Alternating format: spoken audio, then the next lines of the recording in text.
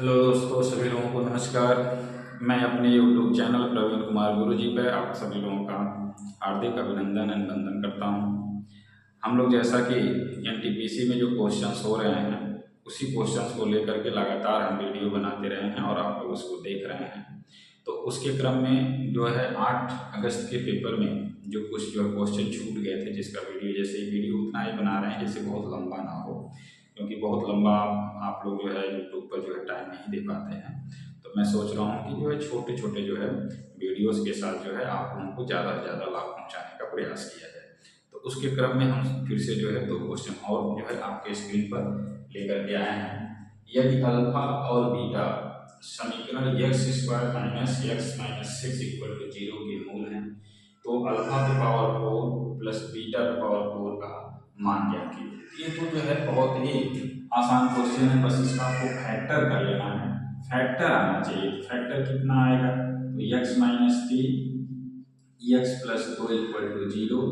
जब बारी बारी से 0 करेंगे तो x की वैल्यू 3 आ जाएगा और x की वैल्यू -2 आ जाएगा। इसका मतलब है कि अल्फा की वैल्यू 3 हो गया, बीटा की वैल्यू -2 हो गया। जो मान आपसे पूछा गया उसमें रख दीजिए। तो अल्फा पे पावर 4 और बीटा पे पावर 4 की वैल्यू आ जाए 3 पे पावर 4 प्लस -2 पे पावर 4। जब इनको आप सिंप्लीफाई करेंगे तो 3 का जो है 4 बार गुणा करेंगे और 2 का 4 बार गुणा करेंगे। उसके बाद दोनों को ऐड करेंगे तो 97 आ जाएगा। और देखिए 97 किस ऑप्शन में है? तो ऑप्शन नंबर डी आपका करेक्ट आंसर होगा। इसके नीचे जो है हम लोगों के पास जो है दूसरा क्वेश्चन है 7 sec a bracket 1 plus sign A in bracket sec a minus tan a minus 4 का मान ज्ञात कीजिए। ऑप्शन आपके पास वहां पर है। ऐसे क्वेश्चन को हम लोग सॉल्व करने के लिए पहले तो मैं आपको ये बता दूं कि ये क्वेश्चन ऐसे होते हैं जो आइडेंटिटी पे हैं, जो फार्मूले बेस्ड भी होते हैं। इसको ट्रिपलेट से भी आप सॉल्व कर लेते हो और इसमें पुटिंग दी वैल्यू से भी सॉल्व कर लेते हो। और पुटिंग दी वैल्यू को पुट करते समय, किसी भी एंगल की वैल्यू को पुट करते समय आपको हमेशा ध्यान रखना होता है कि कहीं कोई चारों ऑप्शन सेम ना हो। तो यहाँ तो चारों ऑप्शन अलग अलग है, डिफरेंट है, तो आप वैल्यू पुट कर सकते हो। दूसरी बात क्या ध्यान में रखना होता है कि वैल्यू पुट करते समय कोई भी पार्ट उसका जो होता है, कोई भी टर्म ऐसा ना आ जाए कि जो इनफाइनाइट की तरफ जा रहा हो, इनफाइनाइट आंसर दे रहा हो। तो हम लोग ऐसा कौन सा आंसर इसमें पुट कर सकते हैं जिसमें ऑप्शन तो खत्म हो गया, ऑप्शन सब अलग अलग है, कौन सा ऐसा वैल्यू हम पुट कर सकते हैं? तो हम कहेंगे कि आप ए की जगह पे 0 वैल्यू पुट कर दीजिए। जैसे ही आप ए की जगह पे 0 वैल्यू पुट करेंगे तो sec 0 की वैल्यू 1 होता है, तो sec 0 1 हो गया, ब्रैकेट में 1, sin 0 की वैल्यू 0 होता है, खत्म हो गया। sec 0 की वैल्यू 1 होता है, tan 0 की वैल्यू 0 होता है, खत्म हो गया। और एक लाइन का ये सवाल बना, 7 का यहाँ गुणा करेंगे, ये पूरा ब्रैकेट मिलके 7 हो गया और ये 4 हो गया। 7 माइनस 4 करेंगे कितना आ जाएगा? 3 आ जाएगा। यही इस क्वेश्चन का आंसर है, जो कि ऑप्शन नंबर बी है। आपकी मर्जी हो तो आप ए की जगह पे 45 अंश रख के सॉल्व कर लो, आपकी मर्जी है तो आप ए की जगह पे 30 अंश रख के सॉल्व कर लो, तभी भी ये क्वेश्चन जो है आपको सेम आंसर देगा। आइए हम लोग एनटीपीसी जो है जो क्वेश्चन हो रहे हैं सीट वाइज। अब मैंने 8 अगस्त के क्वेश्चंस में जो क्वेश्चन कुछ बच गए थे उसको लेकर के आपके सामने उपस्थित हैं। 2 क्वेश्चन इसके पहले अभी हम लोग बना चुके हैं, 2 क्वेश्चन और आपके सामने स्क्रीन पर है। और 7 अगस्त के भी जो दोनों शिफ्ट को मिला के हमने वीडियो बनाया है, 8 अगस्त को भी वीडियो हमने बनाया है और 9 अगस्त को भी जो क्वेश्चन बचे हुए थे 8 अगस्त वाले उसको बनाया। और फिर रक्षाबंधन था, चूंकि आप लोग ज़्यादा मोबाइल पर बिजी हो गए अपने फेस्टिवल को लेकर के, तो जो क्वेश्चन बच गए थे उसको लेकर के हम फिर से जो है आए। तो नया 2 क्वेश्चन और देखिए। एक राशि ए बी सी और डी के बीच 14, 7, 11 और 10 के अनुपात में वितरित की जाती है। यदि सी को बी से 196 रुपये अधिक मिलता है तो ए को कितनी राशि प्राप्त हुआ? यहाँ से देखेंगे हम ऐसे अनुपात को ही मान लेते हैं। ए को 14 मिला, बी को 7 मिला, सी को 11 मिला और डी को 10 मिला। तो आप यहाँ से देखिए, अगर सी को 11 मिलेगा और बी को 7 मिलेगा तो कितना अधिक मिल रहा है? तो 4 अधिक मिल रहा है। कोई 4 की वैल्यू 196 दी गई है, तो आप ऐसे देखते हैं कि 4 यूनिट की वैल्यू अगर क्वेश्चन में रुपए 196 है तो 1 यूनिट की वैल्यू कितना होगा? चाहे आप 2 यूनिट निकाल लीजिए, 1 की वैल्यू हमको चाहिए, इसलिए हम पहले 2 निकाल रहे हैं और 2 को 14 बनाना आसान है। तो 2 से आप भाग दे देंगे तो 2 9 18 हो जाएगा और 2 8 16 रुपये हो जाएगा। आपको एक का चाहिए कितना है 14 यूनिट है, तो इसको 14 बनाने के लिए 7 का गुणा कर दीजिए। जैसे ही 7 का गुणा करेंगे तो 14 यूनिट हो जाएगा। इधर भी 7 का गुणा कर दीजिए, 7 और 8 56। देखिए यूनिट मिल गया, बी ऑप्शन है, लेकिन हम फिर भी पूरा कर देते हैं। 7 9 63 और 63 और 5 यूनिट कितना हो जाएगा 68 हो जाएगा। तो कौन सा ऑप्शन आपका सही हो जाएगा, तो ऑप्शन नंबर आपका बी सही हो जाएगा। तो बी को आप टिक मार के निकल जाएंगे। इसके नीचे हमने दूसरा क्वेश्चन लिख रखा है, यदि एक घना की लंबाई 33 सेंटीमीटर, चौड़ाई 4 सेंटीमीटर और आयतन 7524 सेंटीमीटर क्यूब है, तो घनाभ की ऊंचाई का मान बताइए। सिंपल सवाल है, थोड़ा सा कैलकुलेशन था कि आपको पता है कि लंबाई गुणे चौड़ाई गुणे ऊंचाई ही आयतन होता है। ये है 75 24 सेंटीमीटर क्यूब। तो जिससे आसान लगे उससे आप कैंसिल कर दीजिए। अब 4 से आसान लग रहा है, 4 से कैंसिल कर दीजिए तो 4 × 4 4 और 32 कितना बच जाएगा 4 और 32 और 4 × 4। फिर जो है 11 से काट दीजिए, 11 × 33 11 × 11 कितना आ जाएगा 78, 11 × 7 77 और 11 × 9 11। अब 3 से काट दीजिए, एच की वैल्यू आ जाए 3 × 5 15 और 3 × 7 21 सेंटीमीटर ही आंसर आएगा, क्योंकि दोनों तरफ यूनिट सेम था। तो एच की वैल्यू जो है 57 सेंटीमीटर है। तो कौन सा ऑप्शन नंबर सही हो गया, तो ऑप्शन नंबर बी सही हो गया। आइए हम लोग जो है एनटीपीसी के जो है shift by shift question paper को सॉल्व करने के क्रम में 2 क्वेश्चन और आपके स्क्रीन पर है। एक गांव की जनसंख्या 1,20,000 थी। यह पहले वर्ष 10% बढ़ी और दूसरे वर्ष में 30% बढ़ी, तो 2 साल बाद इसकी जनसंख्या क्या होगी। सिंपल कैलकुलेशन है। जनसंख्या आपके पास कितना है 1,20,000, पहले 10% बढ़ रही है तो 110 हो जाएगा। दूसरे साल 30% बढ़ रही है तो 100 में 30 जोड़ेंगे तो 130 हो जाएगा। बहुत सिंपल कैलकुलेशन है। अब यहाँ देखिए 4 जीरो से 4 जीरो खत्म हो गया, बचा क्या आपके पास 11 12 और 13। अब 11 12 13 का अगर गुणनफल किसी को याद होता तो जल्दी बना लेता, लेकिन 11 12 13 का गुणनफल जो है याद नहीं होगा। तो पहले सबसे पहले 12 और 13 का गुणनफल देख लीजिए। तो 12 × 36, 12 × 9 12, 12 और 3 15। उसके बाद 11 का कर लीजिए और कितना जीरो बच रहा है 2 जीरो। ऑप्शन की तरफ अगर ध्यान दो तो देखो चारों ऑप्शन में कहाँ 2 जीरो है, तो आप कहेंगे चारों ऑप्शन में तो सिर्फ सी में है, तो सी ही आंसर हो गया, पूरा गुणा करने की भी जरूरत नहीं है। लेकिन फिर भी हम वेरीफाई कर देते हैं क्योंकि आपको समझाना है। तो आप देखिए जरा 11 × 6 66, 11 × 5 55, 55 और 6 61, 11 × 9 11, 11 और 6 17। ये इस क्वेश्चन का आंसर हो जाएगा। क्वेश्चन को कैसे क्रैक करना होता है, थोड़ा सा ऑप्शन की तरफ ध्यान दीजिए, थोड़ा सा क्वेश्चन की तरफ ध्यान दीजिए और माइंड सेट करते हुए सॉल्व कीजिए। इसीलिए कहा जाता है प्रैक्टिस सेट सॉल्व करते रहिए किसी भी कंपटीशन की तैयारी के लिए। अगला क्वेश्चन हमारे पास है, ये भी बहुत शानदार क्वेश्चन है। टेबल लैंप को रुपए 863 में बेचने पर प्राप्त प्रतिशत लाभ उसी टेबल लैंप को रुपए 433 में बेचने पर हुए प्रतिशत हानि के बराबर है।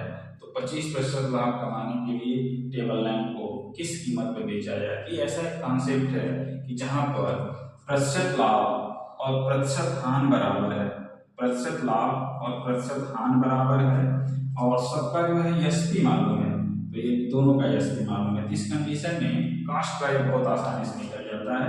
जब यह कंडीशन अप्लाई हो कि दोनों केसेस के अलग अलग एसपी मालूम हो और प्रतिशत लाभ और प्रतिशत हानि बराबर हो, तो उस कंडीशन में सीपी निकालने के लिए दोनों एसपी को जोड़ के 2 से भाग दे दीजिए। तो पहला एसपी कितना है, तो आप कहेंगे 863। दूसरा एसपी कितना है, तो आप कहेंगे 433 और इसको 2 से भाग दे दीजिए तो आपको सीपी मिल जाएगा। कितना आ जाएगा 3 3 6, 6 3 9, 8 4 12, 1296 और 1296 का आधा कर दीजिए तो कितना आ जाएगा 648। 2 छक्के 12, 2 चौके 8, 2 अट्ठे 16। तो अब आपको सीपी पता चल गया। और कितना लाभ चाहिए आपको? 25% का लाभ चाहिए। 25% की फ्रैक्शन वैल्यू कितना होता है? 1/4, मतलब 4 पर लाभ चाहिए, यानी 5/6। तो अब आपको जो है क्या होगा, किस कीमत में बेचना चाहिए? तो नया एसपी आपके पास आ जाएगा कि 648 गुणे 5/4, 4 से काट दीजिए इसको, तो 4 एकम 4, 4 छक 24, 4 गुना 8 और 162 का 5 में गुणा कर दीजिए, 5 गुना 10, 16 × 80 और 81। यही जो है इस क्वेश्चन का आंसर होगा। ऑप्शन देख लीजिए कौन सा ऑप्शन है, तो ऑप्शन नंबर बी है, यही सही है। इसको देखिए बच्चों, मैंने यहाँ पर आपको समझा दिया कि 25% को फ्रैक्शन में 1/4 कहते हैं।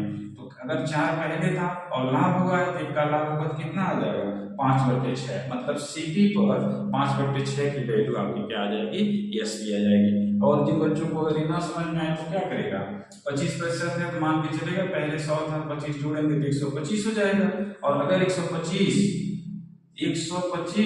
और बटे जब 100 करेगा तो काटेगा 25 25, 125, 25 चौका 100। इसी चीज को हमने यहाँ पर लिख दिया है कि जब 1/4 है तो उस चीज को कैसे आप वहां पर अप्लाई करेंगे। हम लोग जो है एनटीपीसी 8 अगस्त के बचे हुए क्वेश्चन जो बच गए थे उसका जो है क्वेश्चन को लेकर के आपके सामने हम आ रहे हैं। और 2 नए क्वेश्चन जो है आपके सामने स्क्रीन पर कुछ इस प्रकार से है, इसको आप रीड कर लीजिए। क्या है कि भाई एक टैंक है जिसको जो है एक पाइप से भरा जा रहा है और दूसरे पाइप से उसको खाली किया जा रहा है। कितने कितने घंटे में भर रहा है और कितने घंटे में खाली कर रहा है? तो आप कहेंगे 27 घंटे में पहला पाइप उसको भर सकता है और 28 घंटे में दूसरा पाइप इसको खाली कर सकता है। तो टैंक को दोनों को एक साथ खोल दिया जाता है और टैंक को भरने के लिए 1/4 भाग को भरने में लगने वाला समय बताइए। तो क्या होगा भाई? पहला जो पाइप है वो 27 घंटे में उस टैंक को भर सकता है। दूसरा वाला जो पाइप है वो 28 घंटे में उस टैंक को खाली कर सकता है। तो आप कहेंगे कि उस टैंक का आयतन निकालना हो तो दोनों का हम लोग एलसीएम ले लेते हैं, तो इसमें कोई कॉमन फैक्टर नहीं है, इसलिए 28 × 27 ही इसका एलसीएम हो जाएगा। और जब 28 × 27 ही इसका एलसीएम होगा तो आपको इसके यूनिट को भी निकालने के लिए कठिन परिश्रम नहीं करना है। यहाँ 28 हो जाएगा और यहाँ कितना हो जाएगा? 27 हो जाएगा। क्योंकि जब भी ऐसे केसेस बनेंगे होता क्या है कि भाई 27 से भाग दोगे 27 से 27 कट जाएगा, 28 आ जाएगा। 28 से भाग दोगे तो 28 से 28 कट जाएगा, 27 आ जाएगा। इसका क्या मतलब है कि पहला वाला जो पाइप है वो 1 घंटे में 28 लीटर भरेगा और दूसरा वाला जो पाइप है वो 1 घंटे में 27 लीटर खाली कर देगा। तो अगर ये दोनों एक साथ खोलेंगे तो 1 घंटे में 28 भरेगा और 1 घंटे में 27 खाली कर देगा। तो बचा कितना? एक, मतलब 1 ही लीटर 1 घंटे में पानी इसमें जाएगा। तो पूरा समय निकालना होता तो इनका गुणनफल ही आंसर हो जाता, क्योंकि 1 से डिवाइड करते तो कोई फर्क ही नहीं पड़ता। लेकिन क्वेश्चन में कहा गया 1/4 भाग भरने वाला समय बताइए, तो इसका 1/4 निकाल दीजिए और 1/4 भाग का लगने वाला समय कितना हो जाएगा? तो आपके पास आ जाएगा 7 × 28,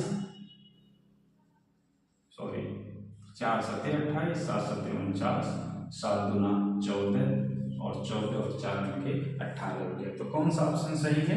तो डी वाला ऑप्शन सही है। तो इस क्वेश्चन का आंसर आ गया 159। आइए हम लोग नीचे वाले क्वेश्चन की तरफ चलते हैं। ये तो देखते हैं आप लोग आंसर बनाने वाला सवाल है। जब भी ऐसे सवाल आपसे पूछे जाते हैं और स्क्वायर के क्रम में आता है तो x का एक ही बार स्क्वायर हुआ है, इसका मतलब है इसकी वैल्यू का एक बार स्क्वायर करके 2 को घटा देना है। तो एक बार स्क्वायर करके और 2 को घटा दीजिए तो वैल्यू आ जाए 121 और 121 - 2 करेंगे तो 119। ऑप्शन नंबर कौन सा सही हो जाएगा? तो ऑप्शन नंबर ए सही हो जाएगा। आइए हम लोग जो है एनटीपीसी 8 अगस्त 2025 के क्वेश्चंस को सॉल्व करने के क्रम में तो क्वेश्चन आपके सामने जो है स्क्रीन पर है। किस प्रकार से है? किस दर से प्रति वर्ष पर रुपए 1250 10 वर्षों में 500 रुपये सालाना ब्याज देंगे? तो बहुत आसान सवाल है भाई, सबको फार्मूला पता है। ये सारी SI = P × R × T/100 होता है। एसआई कितना दिया हुआ है, एसआई दिया हुआ है 500। अमाउंट कितना दिए, प्रिंसिपल कितना दिया है, तो 1250। रेट प्रतिशत आपको बताना है, टी कितना है 10 बटे कितना हो गया 100। तो आप इसे कैंसिल आउट करेंगे तो कैंसिल आउट हो जाएगा। तो आर की वैल्यू आ गया कितना 500 बटे 125। कैंसिल आउट कर दीजिए, कितना आ जाएगा, 4 बार में कट जा रहा होगा, तो ये आ गया 4%। तो 4% कहाँ पर है, तो बी वाला ऑप्शन आपका सही हो जाएगा। इसके नीचे दूसरा नंबर का क्वेश्चन है कि 100 मीटर और 500 मीटर लंबाई वाली दो ट्रेनें क्रमशः 100 किलोमीटर प्रति घंटा और 110 किलोमीटर प्रति घंटा की गति से एक ही दिशा में चल रही हैं। पीछे से आ रही तेज ट्रेन को दूसरी ट्रेन को पूरी तरह से पार करने में लगा समय मिनट में बताइए। हमने आपको बताया था इसके पहले भी 7 अगस्त वाले पेपर में भी ये क्वेश्चन इससे जो है रिलेटेड था। हमने बताया कि दो ट्रेनें अगर एक डायरेक्शन में विपरीत डायरेक्शन में आ रही हैं तो उनके चालों को जोड़ दिया जाता है।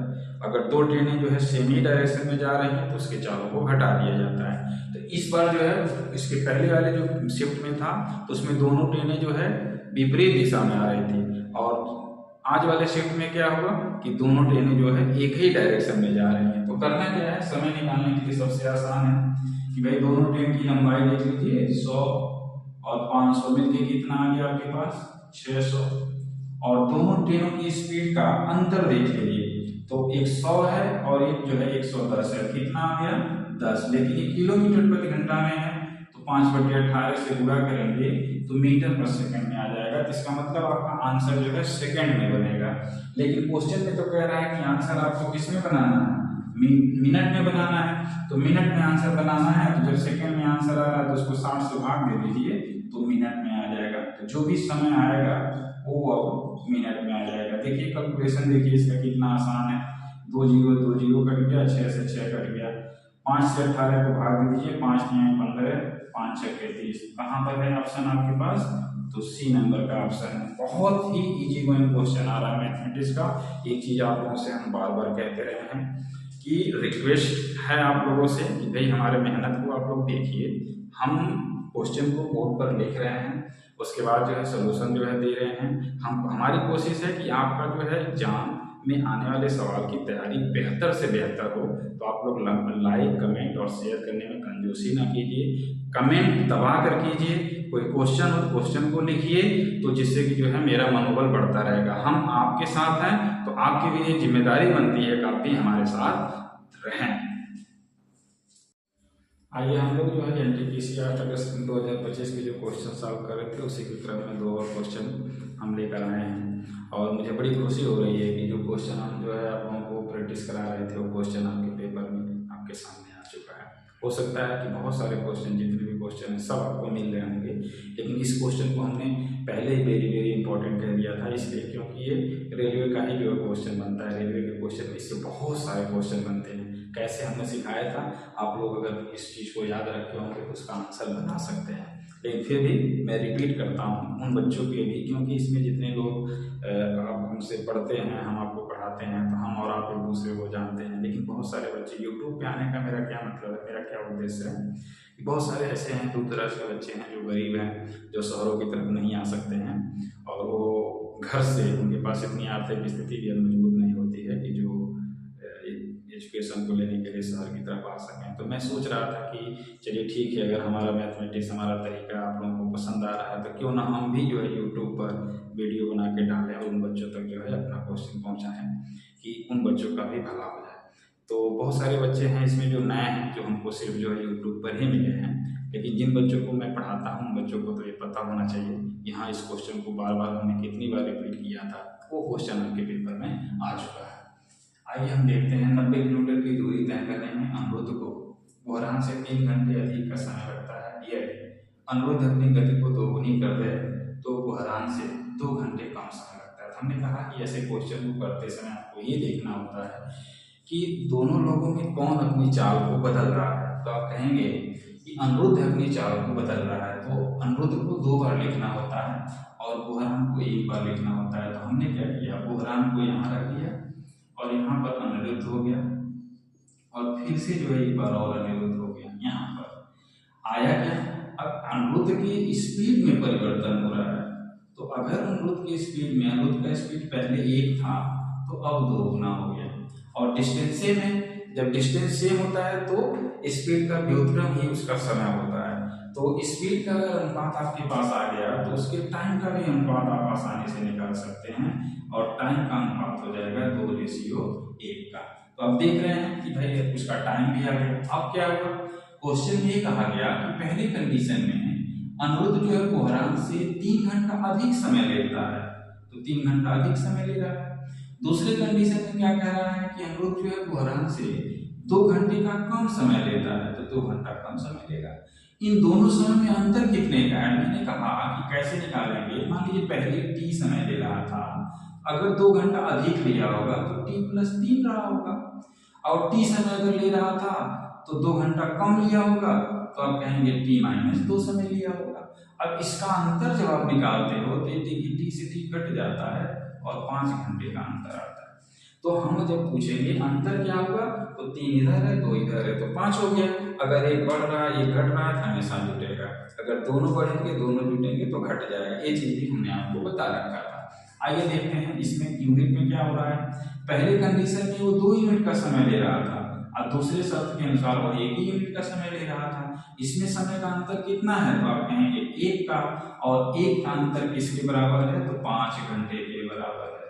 अगर 1 का अंतर 5 घंटे के बराबर है तो अनिरुद्ध पहले कितना समय ले रहा था, तो 2 घंटा, तो 2 यूनिट की वैल्यू किसके बराबर होगा, तो 10 घंटे के बराबर होगा।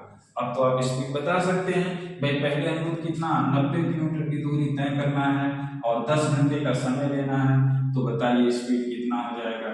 तो स्पीड मैं यहाँ अनिरुद्ध ले देता हूँ, स्पीड आप अनिरुद्ध, तो 90 किलोमीटर की कुल दूरी है, 10 घंटा समय ले रहा है, तो फार्मूला लगा देंगे सीधे, तो 9 किलोमीटर प्रति घंटा। देखिए शानदार क्वेश्चन में से एक है, और ये तरीका सभी तरीकों में सबसे बेस्ट तरीका है, आप इसको यूज करें। और हजारों क्वेश्चन इसमें जो है अभी तक रेलवे ने पूछ चुका है। आगे देखिए नीचे वाला सवाल तो एलजेब्रा का सवाल है। x² + 1/x² की वैल्यू अगर 83 है तो इसको हम लोग परफेक्ट स्क्वायर बनाते हैं। और किसका परफेक्ट स्क्वायर बनाएंगे, जब माइनस का फार्मूला है तो माइनस का परफेक्ट स्क्वायर बनाएंगे। तो आप कहेंगे कि x-1/x का होल स्क्वायर बनाने के लिए हमें इधर 2 का माइनस करना पड़ा होगा, इधर 2 का माइनस करेंगे तो कितना हो जाएगा, 81। वर्गमूल करेंगे तो x-1/x की वैल्यू कितना आ जाएगा, 9 आ जाएगा। और फार्मूला किसको याद है भाई, तो x³ - 1/x³ का जो वैल्यू होता है वो x-1/x का whole cube plus 3x - 1/x के बराबर होता है। x³ - 1/x³ का ये फार्मूला आप यूज करते हैं। यहाँ देखिए x - 1/x की वैल्यू अगर 9 है तो 9 का 3 बार गुणा कर दीजिए, 9 9 81 9 729, प्लस कर दीजिए 3 और गुणे 9 27, 27 और 29 को आपको जोड़ना है, कितना आ जाएगा 756। कितना आ जा रहा है 756, 9 3 27 9 7 16। ठीक, कौन सा क्वेश्चन है, कौन सा ऑप्शन है, 756, आपका ऑप्शन नंबर डी है। पहले का कौन सा था, ऑप्शन नंबर सी। ये दोनों क्वेश्चन बहुत ही शानदार क्वेश्चन है, प्लीज लाइक शेयर और कमेंट करते रहें। आइए हम लोग जो है एनटीपीसी 8 अगस्त 2025 के क्वेश्चन को लेकर के हम लोग सॉल्व कर रहे थे। 2 और क्वेश्चन जो है आपके साथ जो है स्क्रीन पर है। बड़ा ही शानदार सवाल है। दिया गया है कि 87 पे पावर 0.27 की वैल्यू अगर x है, 87 पे पावर 0.15 की वैल्यू अगर y है, तो x⁻z और y⁻6 हो तो z का निकटतम मान बताइए। तो हम कैसे इस क्वेश्चन को सॉल्व करना चाहेंगे, ये हम चाहते हैं बच्चों को आसान बनाने के लिए ना डेसिमल का प्रॉब्लम खत्म कर दिया जाए।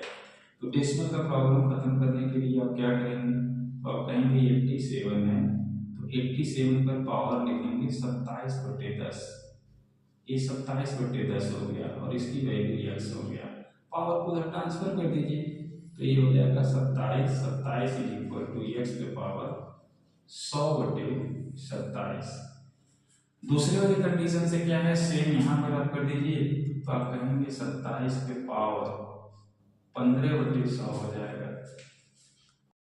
आइए हम लोग जो है एनटीपीसी के बचे हुए क्वेश्चन को, जो 8 अगस्त वाले शिफ्ट क्वेश्चन बचे हुए थे, उसका लेके साथ कर रहे थे। तो और क्वेश्चन जो है आपके सामने स्क्रीन पर है, बहुत ही शानदार क्वेश्चन है। इसकी वैल्यू देखिए जरा, 87 के पावर इसकी वैल्यू x के बराबर है, इसकी वैल्यू y के बराबर है। मैं क्या कर रहा हूँ कि पहले 87 को ही सिंगल करके इक्वल कर देता हूँ। तो आप कहेंगे अगर 87 की वैल्यू निकालना हो तो आप कह सकते हैं x डिवाइडेड बाई 0.27। यहाँ से अगर 87 की वैल्यू निकालना चाहते हैं तो आप कहेंगे y का पावर 1/0.15। पता है कि पावर इधर जाएगा तो रेसिप्रोकल हो जाएगा। अब क्या है, आप अब y को पहले सिंगल करने के लिए इसको इधर ट्रांसफर कर दीजिए, और जब ये ट्रांसफर होगा तो रेसिप्रोकल हो जाएगा। तो वैल्यू किसके बराबर आ गया, x के पावर 0.15 डिवाइडेड बाई 0.27। इधर वैल्यू कितना आ गया y। आप देख रहे हैं कि कंपेयर किया गया है, x पे पावर z है, इधर y पे पावर 6 है। तो 6 का दोनों तरफ मल्टीप्लाई कर दीजिए, और यहाँ दो का डेसिमल है तो खत्म कर दीजिए। तो x पे पावर कितना आ जाएगा 15/27, और हम 6 का दोनों तरफ मल्टीप्लाई कर दिए, y पे पावर 6। आपको पता चल गया कि z की यही वैल्यू है। कैंसिल आउट कर दिया जाए, तो कैंसिल आउट करेंगे तो क्या आ जाएगा, 3 दूना 6 और 3 9 27। फिर इसको कैंसिल कर दीजिए, तो 3 त्रिका 9 और 3 बचे 15, बचा क्या 5 दूना 10/3। यही z का मान है, x का पावर ही z है। तो 10/3 कौन सा ऑप्शन हो जाएगा, तो ऑप्शन नंबर ए हो जाएगा करेक्ट। इसके नीचे जो है हम लोगों का एक और सवाल है कि एक व्यक्ति किसी निश्चित दूरी को 10 किलोमीटर प्रति घंटे की चाल से 2 घंटे में तय करता है, और कुछ अतिरिक्त दूरी को 6 किलोमीटर प्रति घंटे की चाल से 4 घंटे में तय करता है। तो तय की गई कुल दूरी और उसकी औसत चाल बताइए। तो आपको पता है कि चला गया कुल दूरी, मान लीजिए पहले यहाँ से यहाँ तक चला, फिर यहाँ से यहाँ तक चला। इसको चलने में उसने 2 घंटे का टाइम लिया, और स्पीड कितना है 10 किलोमीटर प्रति घंटा। यहाँ से यहाँ तक चलने में उसकी स्पीड है 6 किलोमीटर प्रति घंटा, और टाइम जो है 4 घंटे लिया। तो जब आप कुल दूरी निकालेंगे तो यहाँ से पता चल जाएगा कि स्पीड गुणे टाइम दूरी आ जाता है। तो 10 दूना 20, पहले कंडीशन में 20 किलोमीटर की दूरी तय किया, 6 चौके 24, दूसरे कंडीशन में 24 किलोमीटर का दूरी तय किया। तो कुल दूरी कितना आ गया 44, और लिया गया समय कितना था 2 घंटा यहाँ और 4 घंटा यहाँ। कुल समय कितना हो गया 6। यही औसत चाल होता है। जब भी आपसे औसत चाल पूछा जाएगा तो औसत जो चाल होता है, औसत चाल की जो वैल्यू होती है वो चली गई कुल दूरी बटे लिया गया कुल समय होता है। आपके पास आया कितना 44, 44/6, और 44/6 का मतलब कितना आ जाएगा 22/3। 2 से कैंसिल आउट कर दिया जाए। ऑप्शन में देखिए 22/3 कौन सा है, तो 7 3 7 21 और 1 22, 22/3 ऑप्शन नंबर बी आपका करेक्ट आंसर है। उम्मीद है आप लोगों को बहुत मजा आ रहा होगा, और इसी तरह से आप पढ़ते रहिए। हम नए नए प्रकार के नए जो है कंटेंट और वीडियो और भी अच्छे तरीके से लेके आएंगे, क्योंकि हमारा जो अभी ये वीडियो है ये सबसे जो है नया इसलिए है कि आप देख रहे हैं कि सब लोग जो है कंप्यूटर से स्क्रीन पे आ चुके हैं। अभी हम तो जो है लिख रहे हैं, लिख करके वीडियो बना रहे हैं। बस मेरा फोकस एक है, कॉन्सेप्ट समझ में आना चाहिए। अगर आप लोगों को हमारे कॉन्सेप्ट समझ में आ रहा होगा तो उससे आपको बेनिफिट होगा। आप लाइक करें, कमेंट करें और शेयर करें, जब तक कि हमारा यूट्यूब चैनल मोनेटाइज ना हो जाए। अगर आप हमारा यूट्यूब चैनल मोनेटाइज कर देंगे तो इसके बाद हमें कहने की जरूरत नहीं पड़ेगी कि लाइक करेंगे, कमेंट करेंगे और सब्सक्राइब करेंगे। धन्यवाद। आइए हम लोग जो है अगला दो क्वेश्चन और जो है एनटीपीसी के जो है आपके सामने जो है बोर्ड पर है, स्क्रीन पर है। आप इसे पढ़ें और देखिए क्या पूछा गया है। पहले क्वेश्चन में पूछा गया है y का मान बताइए। तो थोड़ा सा सिंप्लीफिकेशन है, और इस सिंप्लीफिकेशन को हम कैसे शानदार तरीके से बता रहे हैं, यहाँ से आप समझने का प्रयास करेंगे। 28 × 8 × 978, और बच्चों देखिए भाग का मतलब डिवाइड होता है। 27 से 4 का वर्गमूल निकालना हो तो वर्ग याद होना चाहिए। इसीलिए जब पढ़ाया जाता है कहा जाता है कि 1 से लेकर 50 तक 60 तक का वर्ग याद होना चाहिए। और ये तो एसएससी का बहुत ही फेवरेट क्वेश्चन है। जिन बच्चों को याद है फटाक से देंगे 27 और 4 का वर्गमूल तो 52 होता है। अब देखिए क्वेश्चन कितना आसान हो गया। इधर आप जाएंगे तो y -649 आएगा। थोड़ा सा मैं सिंप्लीफिकेशन कर देता हूँ।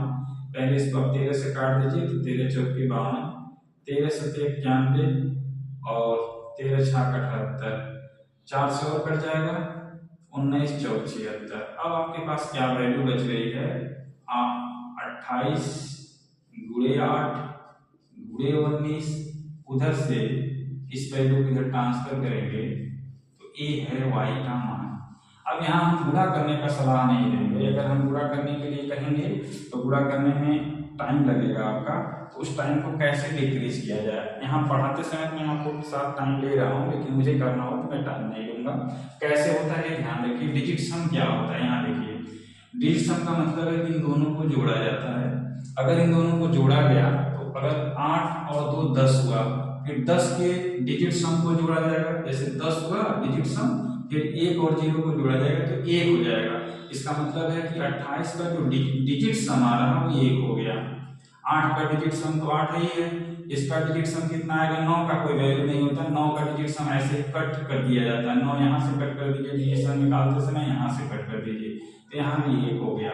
और इधर देखिए 10 हो गया तो इसका भी डिजिट सम 1 हो गया। अब माइनस किया जाए तो इसकी पूरी वैल्यू 8 है, 8 माइनस 1 मतलब कि 7। अगर जो है ऑप्शन में डिजिट सम 7 आएगा वही ऑप्शन आपका आंसर होगा। इधर देखिए जरा, जहां जहां 9 होगा वो कट जाएगा, 6 3 9 ये खत्म हो गया। इसका डिजिट सम कितना आएगा तो इसका डिजिट सम 8 होगा, तो ये ऑप्शन नहीं हो सकता है। 6 3 9 6 3 9 ये 0 हो गया डिजिट सम, इसका आंसर नहीं आ सकता है। 6 3 9 और 7, हाँ ये आंसर हो सकता है। इधर देखिए 6 3 9 कट गया, इसका जो है डिजिट सम 8 हो गया, तो इसका ऑप्शन कौन सा होगा, सी होगा। आपकी मर्जी हो तो अब इसको अप्लाई करें, नहीं तो फिर गुणा करके भी निकालेंगे तो आपका आंसर सी ही आएगा, 100% श्योर है। बस डिजिट सम की जो है प्रॉपर्टी आपके दिमाग में होनी चाहिए। आगे देखिए, निम्न को साधारण भिन्न में व्यक्त करें। कैसे व्यक्त किया जाता है, यहाँ देखिए बच्चों, डेसिमल के बाद 2 डिजिट है और दोनों डिजिट के ऊपर जो है बार लगा हुआ है, तो इसको कैसे सिंप्लीफाई करते हैं, डिजिट को लिख करके और जितना डिजिट होता है उतने बार 9 इस्तेमाल करते हैं। फिर प्लस, यहाँ एक ही अंक है तो इसको 9 इस्तेमाल करेंगे, प्लस 4। ऑप्शन को देखो सभी में 4 है, तो 4 को लेकर के लघुत्तम लेने की जरूरत नहीं है, बस इन दोनों को सिंप्लीफाई कर दो। इसको 99 बनाने के लिए 11 का नीचे ऊपर पूरा कर दो।